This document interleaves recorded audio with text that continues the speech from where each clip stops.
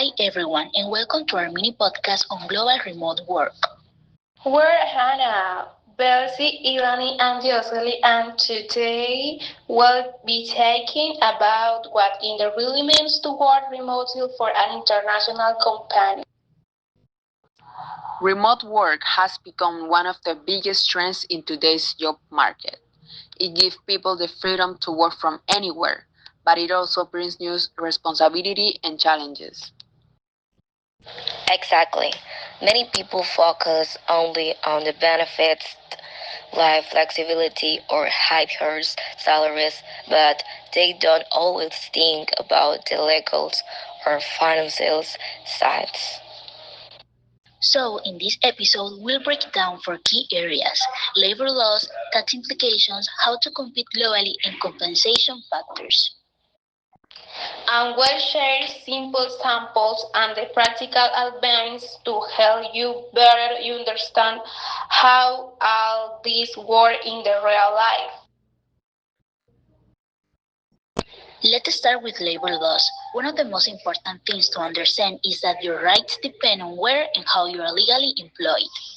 Yes, and this can vary a lot better countries. For example, in the Spain, employers and health projectors, they have access to public health care, paid vacations, parental leave, and strong job security. Meanwhile, in the United States, the system is more flexible. Many jobs are based on employment at will, which means employers can terminate contracts more easily. So, will the US offer flexibility and more dynamic hiring? It usually comes with fewer guaranteed benefits compared to countries in Europe. Another important point is classification. Some remote workers are hired as employees, but many are hired as independent contractors. And that makes a big difference. Contractors usually don't rebate benefits like health insurances, paid leave, or retirement contributions.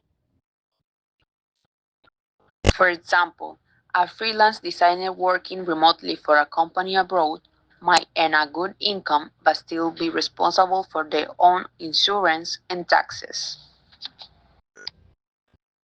So, before accepting a remote job, it's crucial to understand your contract type and what protections or lack of protection you have. Now, let's talk about stage, which can get completed very clearly. A common misconception is that if you work for a company in another country, you only pay taxes there, but that's usually not true. Let's consider a practical example. Someone living in Colombia working remotely for a US company. That person will most likely be considered a tax resident in Colombia, meaning they must declare and pay taxes there. Sometimes, depending how the payments are executed, the code also be tax implications in the United States. This is where double taxation agreements become important. These treaties are designed to prevent people from paying taxes twice on the same income.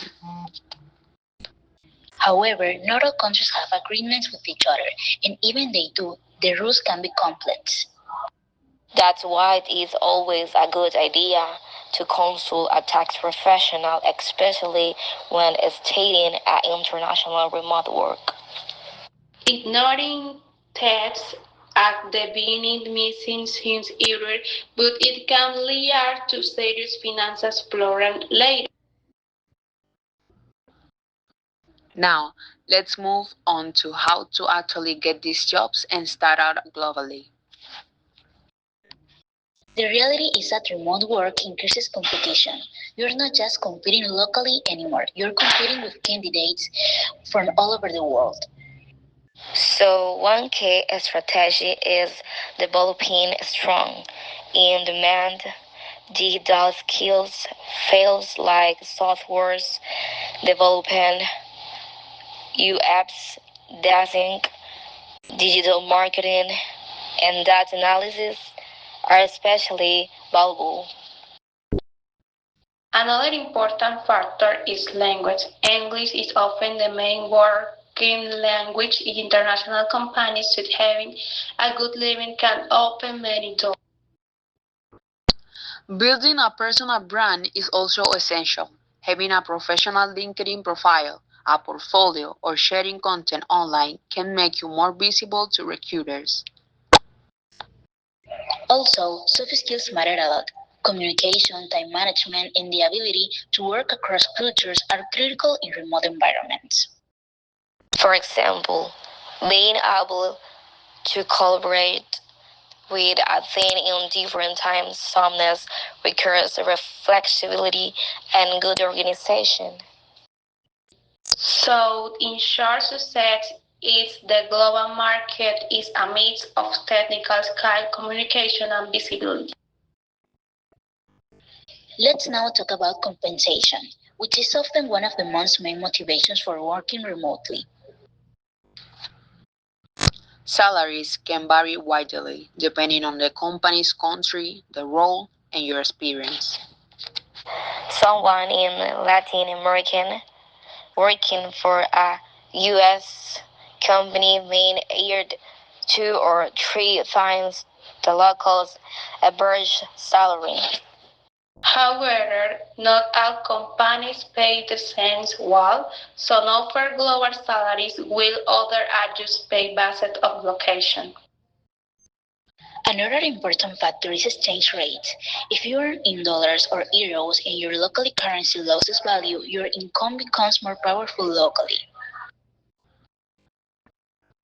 But this can also create uncertainty, especially if exchange rates fluctuate a lot. That's why financial planning is key. Things like saving in stable currencies or budgeting carefully can make a big difference. Also, don't forget to consider hidden costs like international transfer fees or currency conversion change. To wrap up, global remote work offers exciting opportunities, but it also comes with important responsibilities. First, understand the labor laws and your contract type so you know your rights and benefits. Second, stay informed about your tax obligations to avoid surprises or legal use. Third, invest in your skills, language ability, and personal brand to stay competitive in the global market.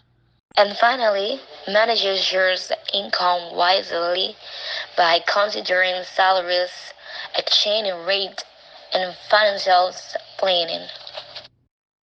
Remote work can truly open doors to international careers if approached in a smart and informed way.